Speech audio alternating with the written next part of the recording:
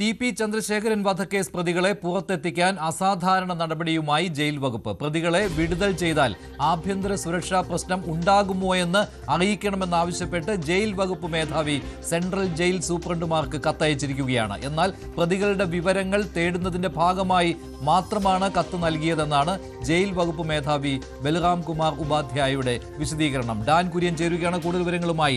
Dan, TP. കേസിലെ കുറ്റവാളികളെ ജയിലിന് പുറത്തെത്തിക്കുന്നത് പുതിയ കാര്യമല്ല. ഇതിനു മുൻപും ഇതിനുള്ള ശ്രമങ്ങൾ നടന്നിരുന്നു. അനാവശ്യമായി പരോളുകൾ നൽകിയിരുന്നു. ഇത് വിടുതൽ നൽകുന്നതിന് വേണ്ടിയാണോ പരോൾ നൽകുന്നതിന് വേണ്ടിയാണോ? എന്താണ് ജയിൽ വകുപ്പിന്റെ വിശദീകരണം? മഞ്ജുഷ്, ടി.പി. ചന്ദ്രശേഖരൻ വധക്കേസ് പ്രതികൾക്ക് 20 വർഷത്തേക്ക് ശിക്ഷ ഇളവ് നൽകരുതെന്ന ഹൈക്കോടതിയുടെ വിധി നിലനിർത്തിയാണ് ജയിൽ വകുപ്പിന്റെ ഭാഗത്താണ് ഇപ്പോൾ അസാധാരണമായ ഒരു നീക്കം ഉണ്ടായിരിക്കുന്നത്. പ്രതികളെ വിടുതൽ ചെയ്താൽ ആഭ്യന്തര സുരക്ഷാ പ്രശ്നം ഉണ്ടാകുമോ എന്നാണ് ജയിൽ വകുപ്പ് മേധാവി ബൽറാം കുമാർ ഉപാധ്യായയ്ക്ക് അറിയുന്നത്. അതുകൊണ്ടാണ് അദ്ദേഹം ഇതുമായി ബന്ധപ്പെട്ട് സെൻട്രൽ ജയിൽ സൂപ്രണ്ടുമാരോട് അടക്കം ഇതുമായി ബന്ധപ്പെട്ട വിശദീകരണം തേടിയിരിക്കുന്നത്. സെൻട്രൽ ജയിലിലെയും വിയ്യൂർ അതീവ സുരക്ഷാ ജയിലിലെ സൂപ്രണ്ടുമാർക്ക് നൽകിയ കത്തിലാണ് വിടുതൽ.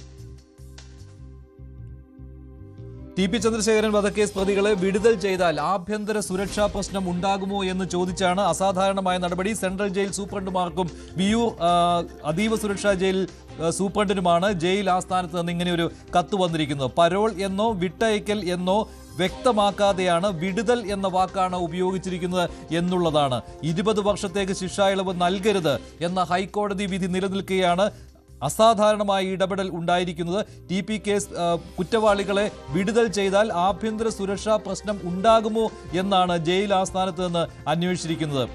കുറ്റവാളികൾ എന്ന് പറയുമ്പോൾ അതിൽ ടി.കെ. രജീഷ് ഉണ്ട്, മുഹമ്മദ് ഷാഫി ഉണ്ട്, സിജിത്ത് ഉണ്ട്. ഇവരെ വിട്ടയക്കാൻ നേരത്തെ സർക്കാർ നടത്തിയ ശ്രമം വിവാദമായതിനെ തുടർന്ന് ഉപേക്ഷിക്കുകയായിരുന്നു. ഇവരെ വിട്ടയച്ചാൽ ഉണ്ടാകുന്ന സുരക്ഷാ പ്രശ്നം വിലയിരുത്തേണ്ടത് പോലീസാണ്. ഇക്കാര്യത്തിൽ ജയിൽ സൂപ്രണ്ടുമാർക്ക് പങ്കില്ല.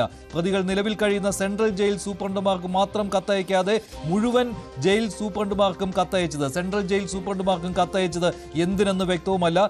കൊടിസുനി, തവനൂർ സെൻട്രൽ ജയിലിലും മറ്റുള്ളവർ കണ്ണൂർ, തൃശൂർ സെൻട്രൽ ജയിലുകളിലുമാണ് ഉള്ളത്. ഡാൻ കുര്യൻ തുടരുകയാണ്. ഡാൻ, അസാധാരണം എന്ന് പറയുമ്പോൾ ഇവരെ വിടുതൽ ചെയ്യുന്നതിന് വേണ്ടി, ഇവരെ വിട്ടയക്കുന്നതിന് വേണ്ടിയുള്ള നടപടി എന്ന രീതിയിൽ തന്നെ ഇതിനെ കാണാവുന്നതാണല്ലോ. വിടുതൽ എന്ന വാക്ക് ജയിൽ വകുപ്പ് മേധാവി ജയിൽ സൂപ്രണ്ടുമാർക്ക് അയച്ച കത്തിൽ ഉപയോഗിച്ചിരിക്കുന്നതാണ് ഇങ്ങനെയൊരു അവ്യക്തതയ്ക്ക് വഴിവെച്ചിരിക്കുന്നത്.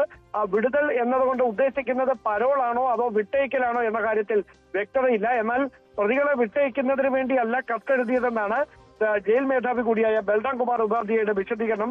അപ്പോഴും പ്രതികളുടെ വിടുതലിൽ ആഭ്യന്തര സുരക്ഷ പോലീസാണ് പരിശോധിക്കേണ്ടതെന്നിരിക്കെ ജയിൽ വകുപ്പിന് എന്ത് കാര്യമാണ് ഇങ്ങനെയൊരു വിശദീകരണം തേടേണ്ടി വന്നതിലൂടെ എന്ത് കാര്യമാണ് ഉദ്ദേശിക്കുന്നത് എന്നതിലാണ് അവ്യക്തത തുടരുന്നത്. മറ്റ് അസ്വാഭാവികതകളൊന്നും ഈ നടപടിയിൽ ഇല്ല എന്ന നിലപാടിൽ ജയിൽ വകുപ്പ് മേധാവി ഉറച്ചു നിൽക്കുകയാണ്. അദ്ദേഹം അഭിപ്രായം ആരാഞ്ഞുവെന്ന് മാത്രമേ ഉള്ളൂ. സ്വാഭാവികമായ നടപടിക്രമങ്ങളുടെ ഭാഗമായി പ്രതികളുടെ വിവരങ്ങൾ തേടുന്നതിന്റെ ഭാഗമായി മാത്രമാണ് ജയിൽ സൂപ്രണ്ടുമാർക്ക് കത്ത് നൽകിയിരിക്കുന്നത് എന്നാണ് ജയിൽ വകുപ്പ് മേധാവി നൽകുന്ന വിശദീകരണം. അതായത് പ്രതികളെ എന്നേക്കുമായി വിട്ടയക്കുന്നതിനാണോ അതോ പരോൾ നൽകുന്നതിനാണോ? ഇതിലൊരു അവ്യക്തത അതാണുള്ളത് അല്ലേ? അതായത് അങ്ങനെ ഒരു വിട്ടയക്കലിനെ കുറിച്ച് ആലോചിച്ചിട്ട് പോലുമില്ല.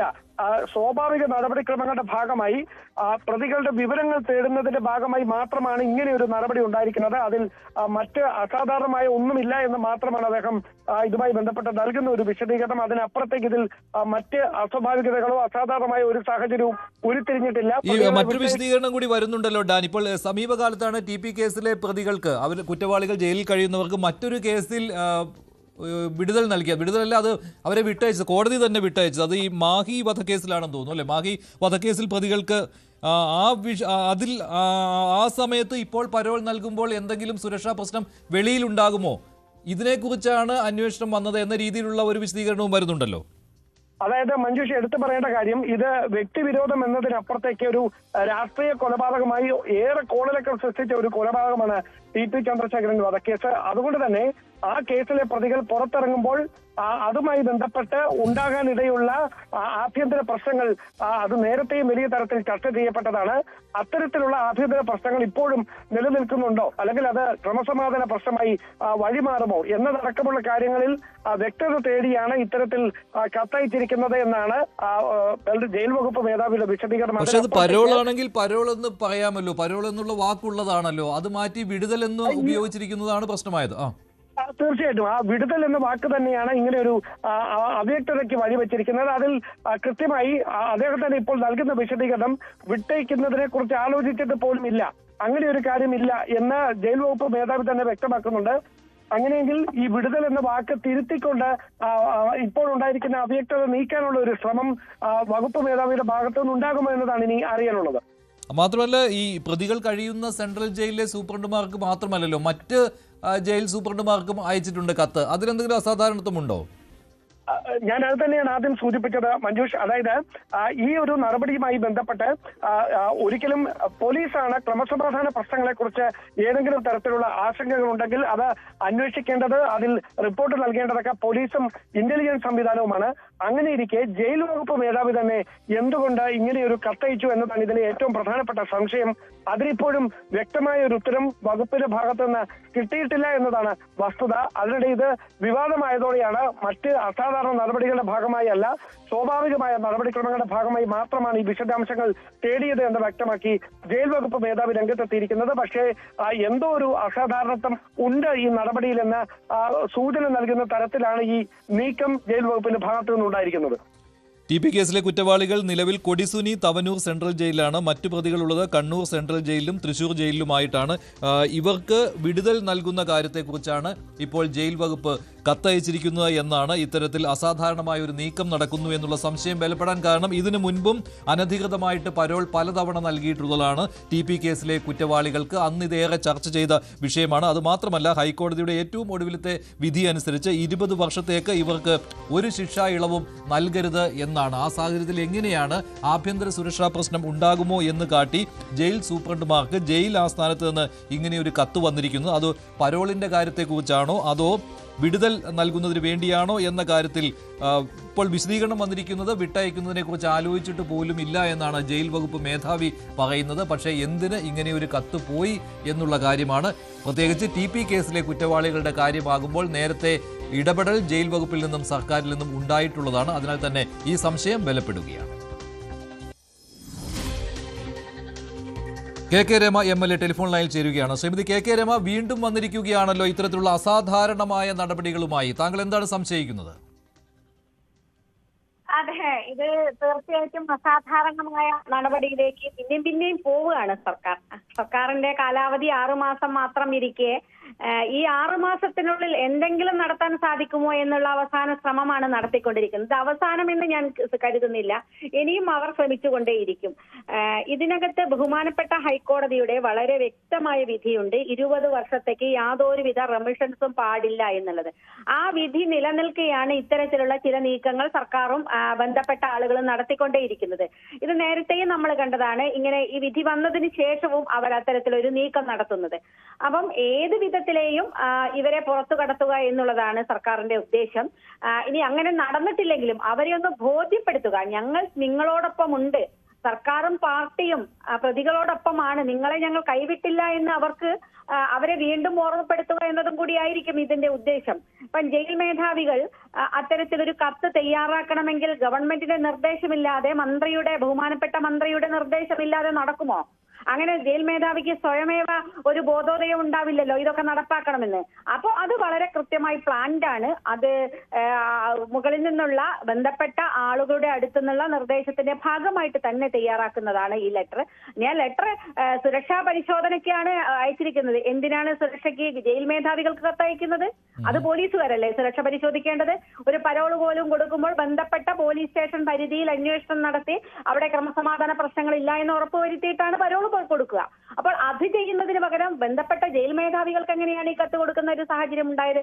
എന്ത് അടിസ്ഥാനത്തിലാണ് അങ്ങനെ ഒരു കത്ത് നീങ്ങിയത്? അപ്പൊ ഇതൊക്കെ വളരെ വ്യക്തമാണ്. ഇവരോടൊപ്പം ഈ പാർട്ടിയും സർക്കാരും ഉണ്ട് എന്നുള്ള നിരന്തരമായ ഓർമ്മപ്പെടുത്തൽ. ഇല്ലെങ്കിൽ അവർ പറയുന്നത് പ്രശ്നമാണ് എന്ന് അവർക്ക് വളരെ നന്നായിട്ട് അറിയാം. കാരണം 5 വർഷം, ഇനി അടുത്ത വർഷം എന്തായാലും പിണറായി സർക്കാർ ഉണ്ടാവില്ല എന്ന് അവർക്കറിയാം. അതിനിടയ്ക്ക് ഇവരെ ഒന്ന് പുറത്തെത്തിക്കാൻ കഴിയുമോ എന്ന നീക്കമാണ് ഇപ്പം നടക്കുന്നത്. ഇതിനകത്ത് ഇപ്പോൾ ജയിൽ വകുപ്പ് മേധാവിയുടെ വിശദീകരണം വന്നിരിക്കുന്നത് വിടുതലിനെ കുറിച്ച് ആലോചിച്ചിട്ട് പോലുമില്ല എന്നാണ്. പിന്നെ എന്തിനാണ് ഇപ്പൊ അങ്ങനെ ഒരു കത്ത്?